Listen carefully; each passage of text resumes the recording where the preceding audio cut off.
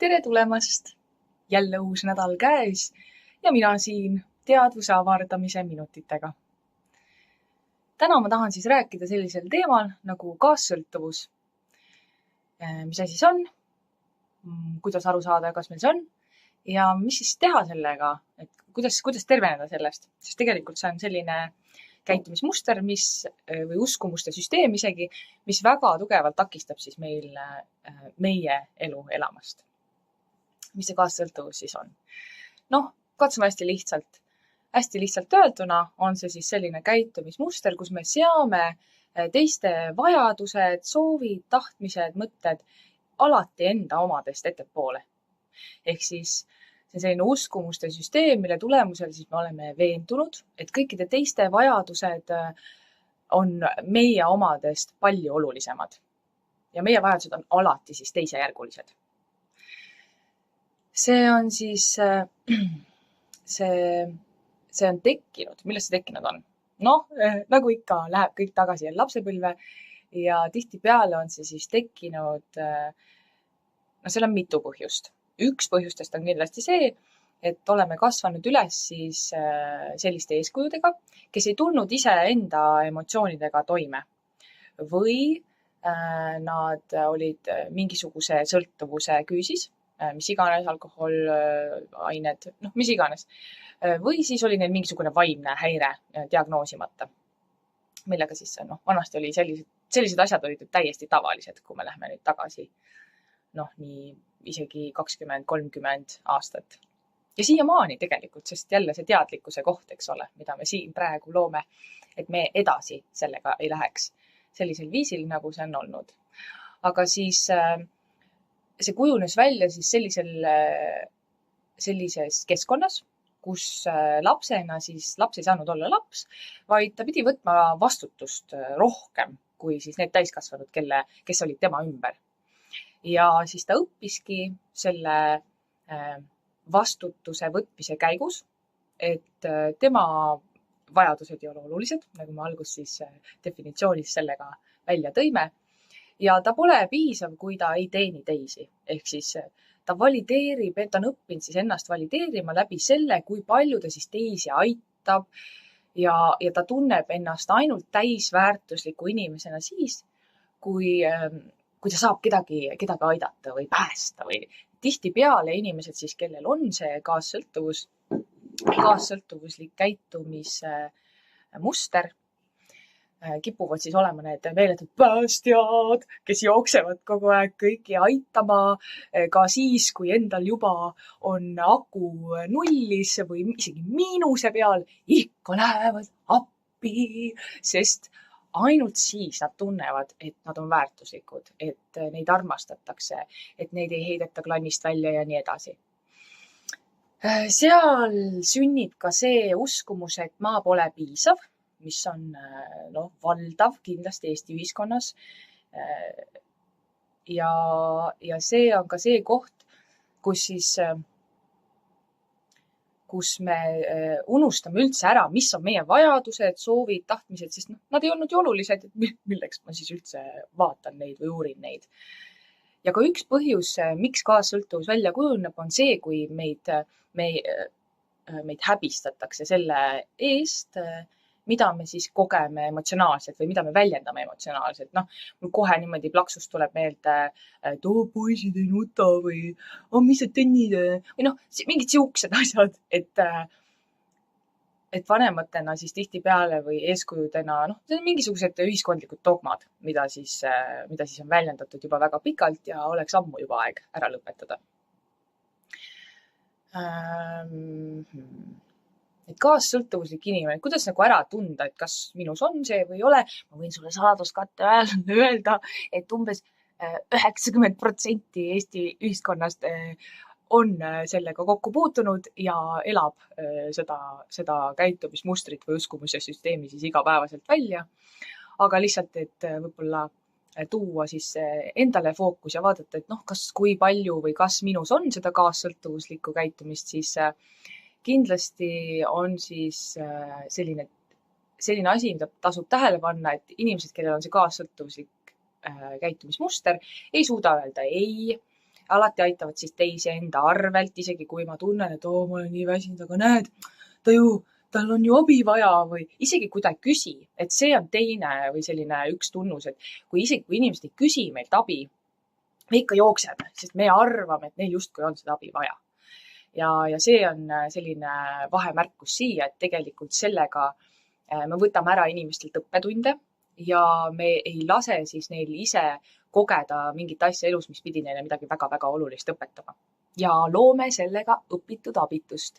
Nii et sealt me sünnitamegi neid inimesi, kes siis on, et ma ei saa mitte midagi teha. Ehk siis elu ohvreid, kes ei tahagi võtta vastutust.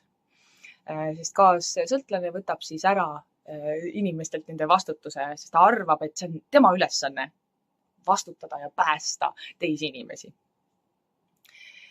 Ja siis kaobki ära need igasugused isiklikud piirid, neid ei olegi. Me unustame üldse ära tegelikult, kes me oleme ja miks me siin oleme. Ja kuidas siis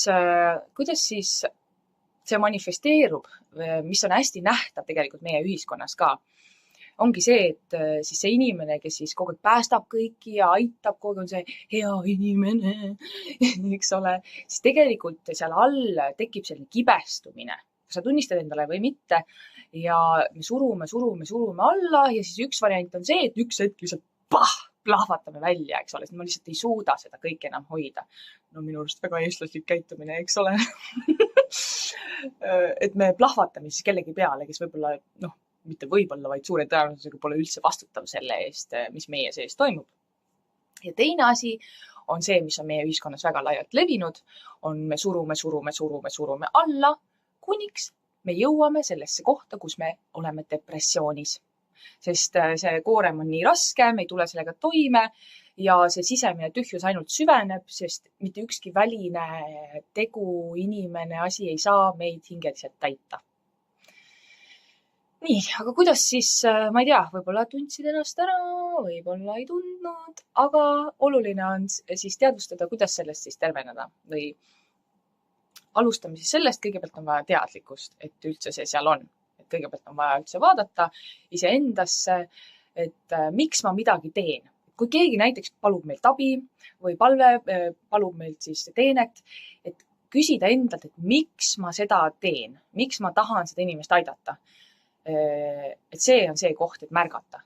Kas ma tahan seda inimest aidata sellepärast, et siis ma tunnen, et ma olen vajalik, ma olen tunnustatud, ma olen armastatud ja vaadata, et näiteks kui ma võtan nüüd, et ma ei tee seda, mis tunded sinna taha tekivad.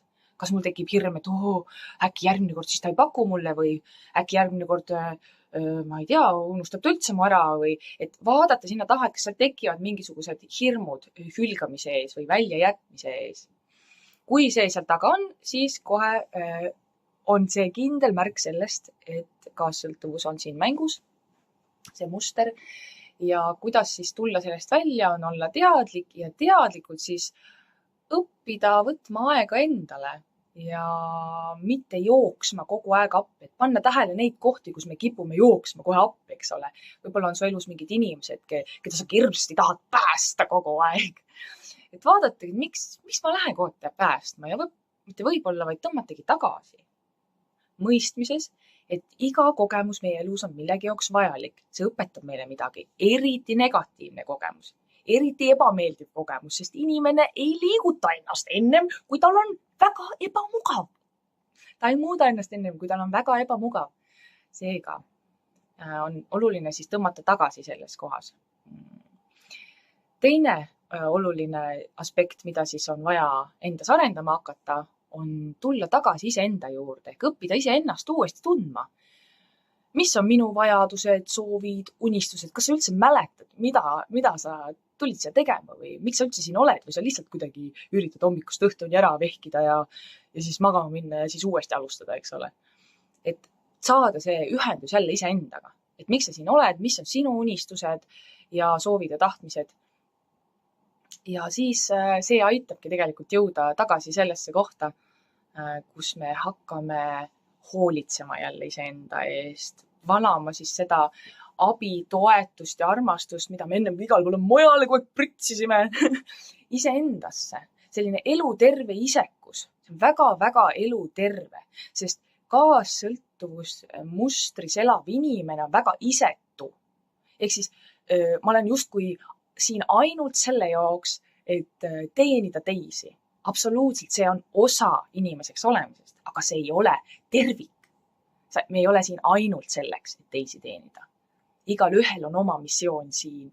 Väga oluline ja tegelikult see teenimine, kui me täidame seda oma missioonist, sellest, miks me siia tulime, siis me juba aitamegi. Kui me jookseme aitama ilma ennast tundmata, siis tegelikult tuleb see puuduse kohast. Me loome veel rohkem puudust, me loome veel rohkem õpitud abitust. Me kogu aeg õpetame inimestele tegelikult, et keegi teine vastutab sinu elu eest. Ja siis me mõtleme, miks osad ei saa hakkama. Miks osad ainult paluvad kuskilt, aita mind ja Sest see vägi on neilt ära võetud sellega, et keegi on kogu aeg jooksnud appi. Keegi on kogu aeg jooksnud päästma kohas, kus tegelikult oleks vaja inimesele anda tagasi vastutust tema elu ees. Töövahendid, millega tööd teha, et siis oleks kergem. Nii et ma loodan, et see inspireeris sind vaatama iseendale otsa, õppima ennast uuesti tundma ja tulema tagasi siis enesearmastusse, enese väärtustamisse ja sellesse, miks sa siin üldse oled. Imelist nädalat sulle ja ole hoitud!